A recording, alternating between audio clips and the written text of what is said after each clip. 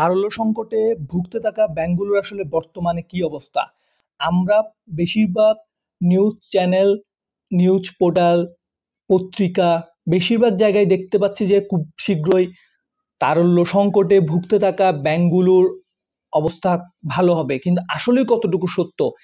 Bangladesh bank আসলে কতটুকু তাদেরকে হেল্প করছে বা তারা এখন পর্যন্ত কত টাকা নগদ অর্থ পেয়েছে?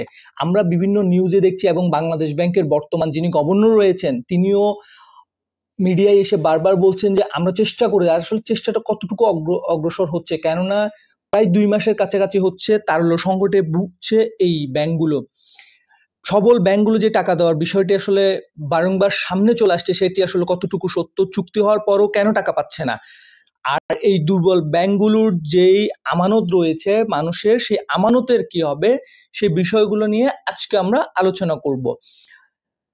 একটি পত্রিকায় বলা হচ্ছে যে ফার্স্ট সিকিউরিটি ইসলামী ব্যাংকের রিং রোডের ব্রাঞ্চে গত মঙ্গলবার বেতনের টাকা তুলতে যান মার্জিয়া নামের এক গ্রাহক, কিন্তু ব্রাঞ্চের ডেস্ক থেকে তাকে জানানো হয় একদিনে ৫,০০০ টাকার বেশি তোলা যাবে না।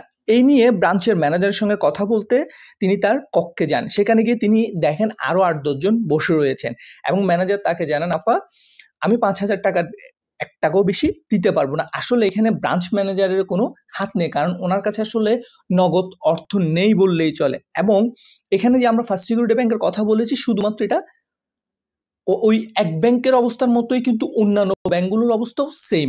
কেননা এখানে কোনো ব্যাংকই আসলে নগদ অর্থ এখন পর্যন্ত সহায়তা পায়নি।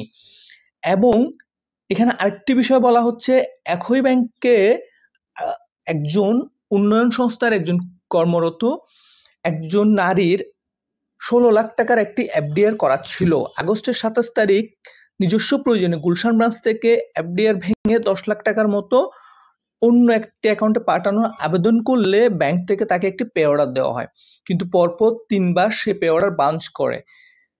ভুক্তভোগী ওই নারী জানান, এই বিষয়ে ব্যাংকের ম্যানেজারের সঙ্গে কথা বললে তিনি জানান, আফা আপনার কাছে তো লুকানোর কিছুই নাই, আপনি পেপারে পড়ছেন ব্যাংকের কি অবস্থা, তারপরও আমি চেষ্টা করে দেখছি যদি আপনাকে কতটুকু হেল্প করতে পারি সেটা দেখব।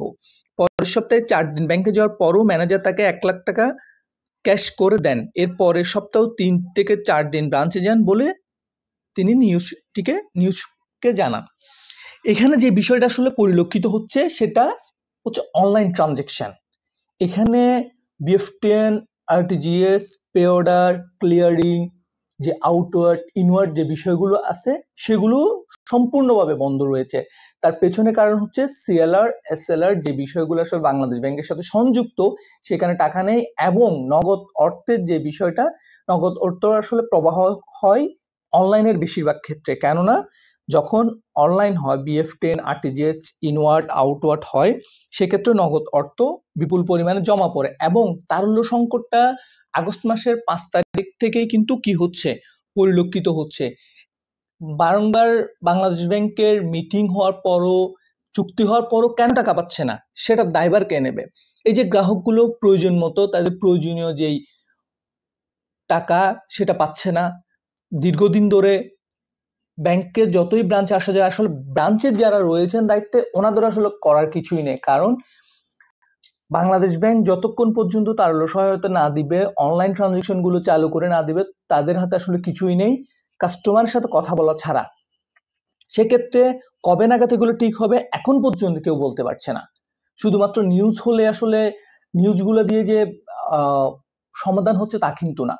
তাই আপনারা যারা গ্রাহক রয়েছেন, একটা বিষয় আসলে ক্লিয়ার, এই সমস্যাটা কাটাতে কিছুটা সময় লাগবে। আমরা আশা রাখছি খুব শীঘ্রই বাংলাদেশ ব্যাংকের গভর্নর যিনি রয়েছেন ডক্টর হাসান এইচ মনসুর, উনি দ্রুত পদক্ষেপে যাবেন। আসলে নিউজ করে তো লাভ হচ্ছে না, গ্রাহকরা ঠিক মতো সেবা পাচ্ছে না। এই সেবা নিশ্চিত করার জন্য আশা করব খুব শীঘ্রই ব্যাংকগুলোর তারল্য সহায়তা দিয়ে থাকবেন। এবং আপনাদের যাদের হচ্ছে এই ব্যাংকগুলোতে টাকা রয়েছে, আপনারা নিশ্চিন্তে থাকুন, একটু সময় লাগলেও আপনারা আপনাদের টাকা ফেরত পাবেন এবং ব্যাংকগুলো ঘুরে দাঁড়াবে।